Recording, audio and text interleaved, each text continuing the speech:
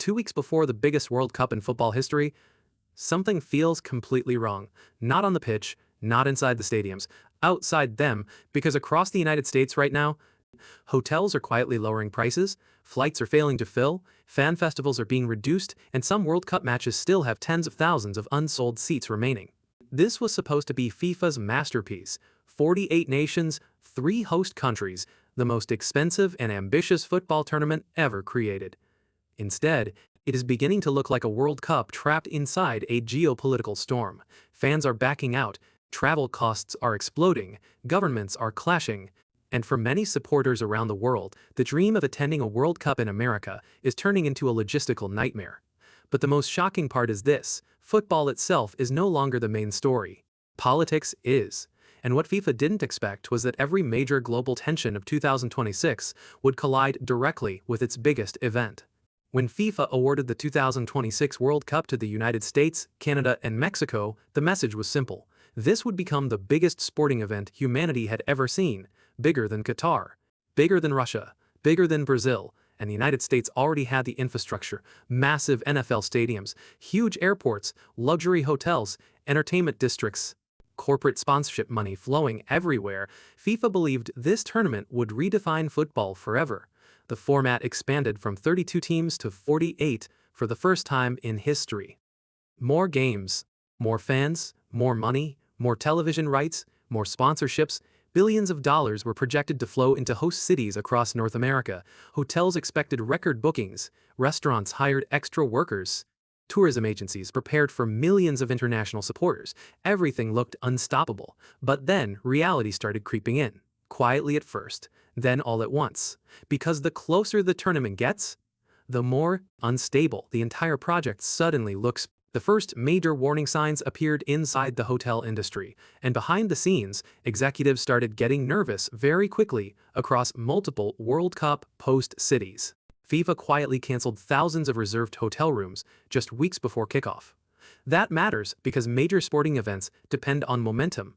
Hotels survive on long-term bookings. Cities survive on tourist traffic. And when reservations suddenly disappear this close to the event, it usually means one thing: demand is weaker than expected.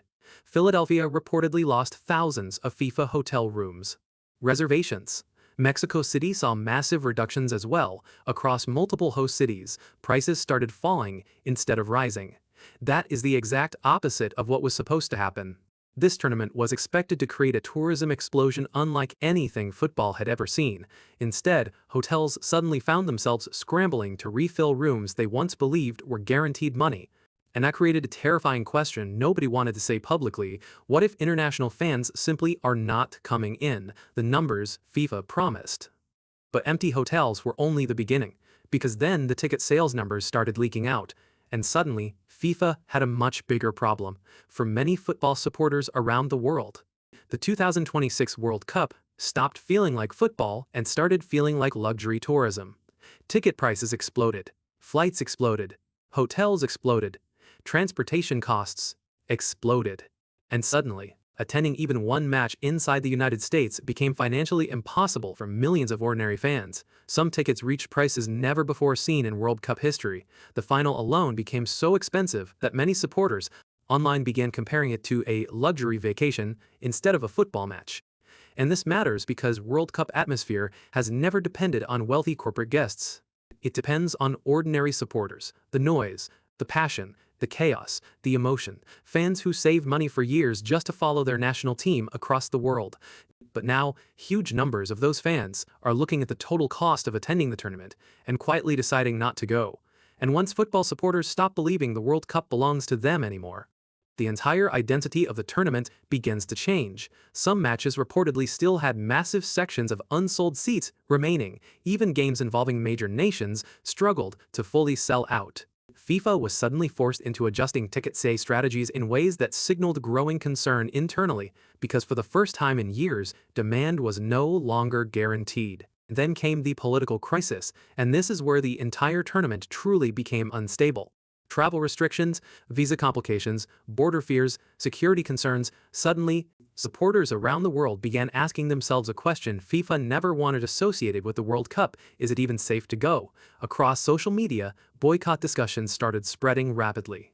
Fans posted screenshots of cancelled travel plans. Others explained they no longer felt welcome entering the United States. And for FIFA, this became catastrophic, because the World Cup has always sold itself as the one event where the entire planet comes together. But now, parts of that world suddenly felt locked out. Supporters feared immigration issues, delays, airport interrogations, border complications, and the online backlash kept growing.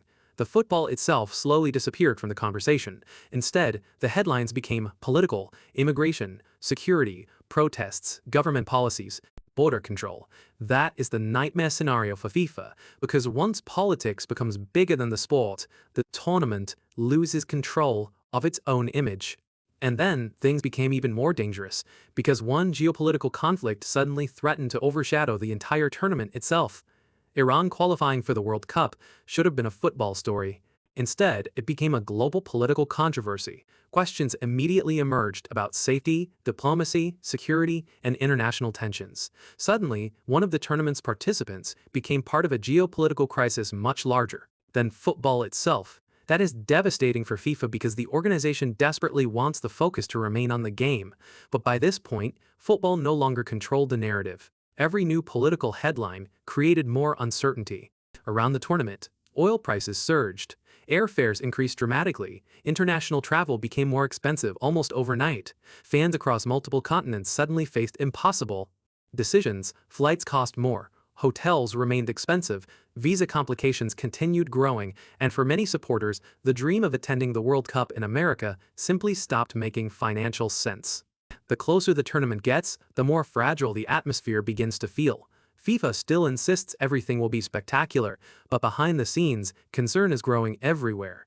The World Cup will still happen, the stadium lights will turn on, the anthems will play, goals will be scored, fans will celebrate, but FIFA's biggest fear is no longer cancellation.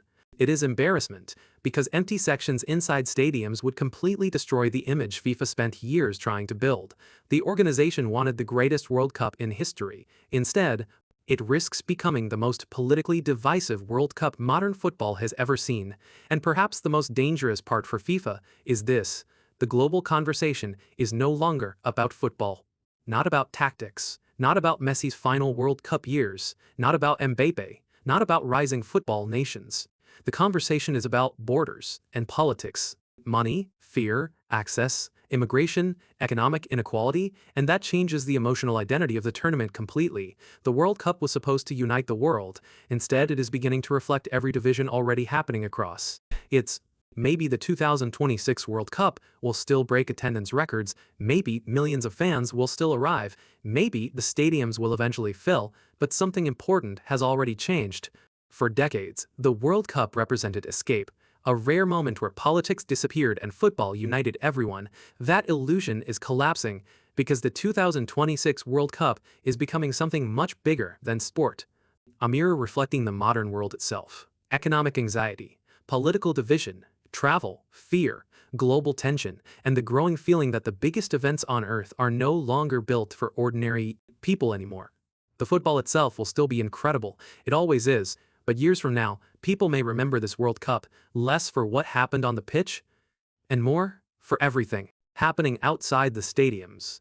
Because when the biggest sporting event on Earth becomes too expensive, too political, too complicated, and too difficult for ordinary supporters to attend, one question remains: who exactly is the World Cup really for?